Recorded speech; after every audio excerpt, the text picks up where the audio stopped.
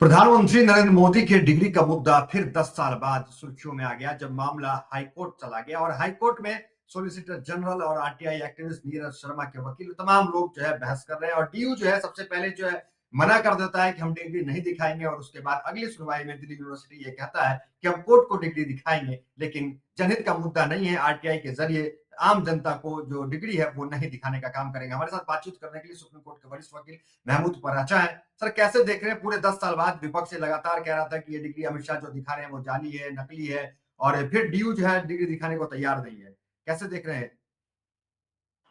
देखिए, इसमें हमें फेयरली बात करनी चाहिए। एक तो पहले मैं आपको कानूनी पहलू बताना चाहूंगा आरटीआई एक्ट का। उसके बाद इसका दूसरा जो कानूनी पहलू है, मोदी जी के चुनाव से कनेक्टेड है। वो क्या मोदी जी चुनाव लड़ने के काबिल भी रह जाएंगे अगर उनकी डिग्री जो है झूठी साबित होती है? तीसरी बात ये कि अब तक जो वो झूठी डिग्री दिखाकर जो अपने पद पे इलेक्ट होके आए मेंबर ऑफ पार्लियामेंट पे, उसके क्या कानूनी पहलू हैं? ये मैं 3 कानूनी पहलू बताना चाहता हूँ। उसके बाद मैं इसका असर क्या देश के ऊपर पड़ने वाला है और मोदी जी की क्या माइंडसेट है, उस पे कुछ कहना चाहूंगा, अगर आप मुझे इजाजत दें। तो पहले तो आरटीआई का कानून जो बना था, आज ही पूरे हमारे देश में ही नहीं, पूरी दुनिया में इस तरह के कानून हैं, एक फॉर्म में या दूसरी फॉर्म में। उसकी बुनियादी वजह यह है कि जो डेमोक्रेसी है, लोकतंत्र है, जमहूरियत है, सरकारी ओहदों पे होते हैं वो सब पब्लिक सर्वेंट होते हैं, मतलब जनता के नौकर होते हैं, अपने देश की जनता के नौकर। तो नौकर के लिए ये बहुत अहम बात है कि हम किसी को नौकरी दें तो उसकी सच बोलने की प्रवृत्ति को और झूठ बोलने की जो उसकी आदतें हैं वो हमें पता होनी चाहिए। वो कितना क्वालिफाइड है या नहीं है ये हमें पता होना चाहिए। उस एफिडेविट में ना सिर्फ अपनी प्रॉपर्टी के जिक्र करना पड़ता है, अपनी फैमिली मेंबर्स की प्रॉपर्टी का जिक्र करना पड़ता है, बल्कि अपनी पढ़ाई लिखाई के बारे में भी बताना पड़ता है कि मैं इतना पढ़ा लिखा हूं या नहीं। अब ये सुप्रीम कोर्ट की जजमेंट है, उसे इसका रीजन यही था कि लोग तय कर सकें कि किसको वोट देना है या नहीं देना है, उसकी पढ़ाई लिखाई के बारे में भी जानकर। कोई जरूरी नहीं है कि कोई अनपढ़ जाहिल गंवार इलेक्शन नहीं लड़ सकता। ऐसा ऐसा बिल्कुल कोई कानूनी बंदिश नहीं है, लेकिन वोटर्स को वोट देने में, ये किसको वोट देना है ये फैसला करने में एक क्राइटेरिया सुप्रीम कोर्ट ने माना था, ये भी होना चाहिए, इसलिए ये होती है। एक और दूसरा आरटीआई का जो कानून है उसमें कहीं भी इस एक तो वजह इसकी ये है कि सबके बारे में पता होना चाहिए, और ये कि डेमोक्रेसी और जमहूरियत का सबसे बड़ा प्रिंसिपल है ट्रांसपेरेंसी। सब चीजें जनता की नजर के सामने होनी चाहिए, यहां तक कि कोर्ट भी ओपन कोर्ट होते हैं।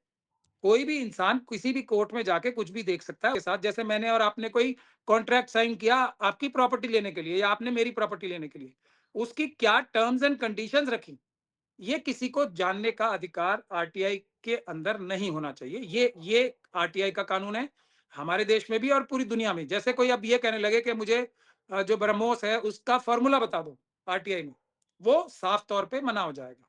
कोई अगर ये कहने लगे कि जो आईओ है, जो किसी केस में इन्वेस्टिगेशन कर रहा है, उसने क्या क्या इन्वेस्टिगेशन में मेरे खिलाफ सबूत जुटा लिए हैं, ये आरटीआई में मुझे दे दो, तो ये नहीं हो सकता। अलावा इसके सब कुछ, और इन्हीं 3 चीजों के अलावा सब कुछ जो किसी भी सरकारी रिकॉर्ड में है वो देना पड़ेगा, हमारे देश में भी और हमारे लेकिन देश के बाहर भी।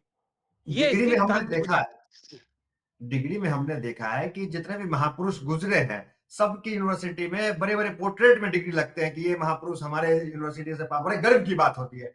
तो प्रधानमंत्री मोदी को भी एक महापुरुष की तरह ही देखा जाता है, डंका बस्ता विदेश में तमाम चीजें। तो फिर ड्यू बच क्यों रहा है? क्यों ना एक पोर्ट्रेट लगा देता है अपने एलुमनाई के तौर पे? क्योंकि हमने देखा है मैं उस पाकिस्तान। अब आप अब ये तो डीयू से आपको पूछना चाहिए कि मोदी जी अपनी मतलब इतनी मेहनत करके महापुरुष बनने की चेष्टा कर रहे हैं, हर काम में महापुरुष बनते हैं वो, और डी उनको फिर भी महापुरुष मानने को तैयार नहीं। ये तो आपको डी से पूछना चाहिए।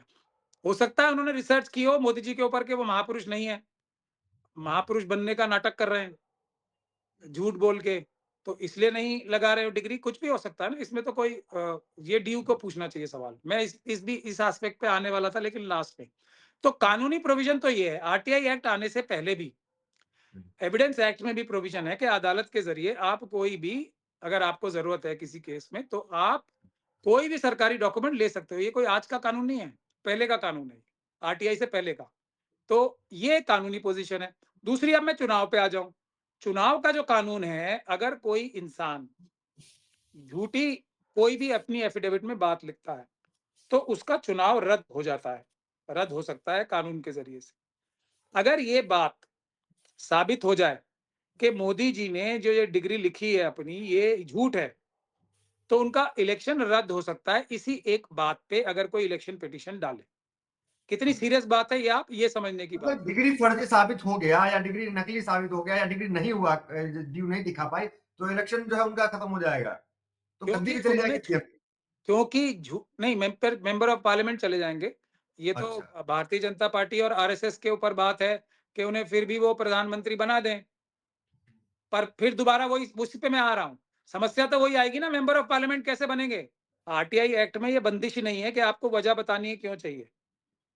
और अब मैं आता हूं कि तुषार मेहता साहब, जो देश के सबसे सरकार के दूसरे सबसे बड़े वकील हैं, सब सेकंड लॉ ऑफिसर माने जाते हैं वो इन द रैंकिंग, लेकिन वो हमारे जो वकीलों के जो आपस में जो हम लोगों को समझ में आता है, वो अटॉर्नी जनरल से भी ज्यादा महत्वपूर्ण सरकार के लिए माने जाते हैं, क्योंकि वो सारे केसेस वही करते हैं। तो दिल्ली यूनिवर्सिटी के लिए भले ही वो ज्यादा फीस लेके या कम फीस लेके अपियर हो रहे हो, क्योंकि आमतौर पे देखा गया है लॉ ऑफिसर्स जो प्राइवेट बॉडीज के लिए या सरकारी बॉडीज के लिए अपियर होते हैं, उसमें फीस वो अपनी नॉर्मल फीस से ज्यादा लेते हैं सरकारी विभागों के लिए भी।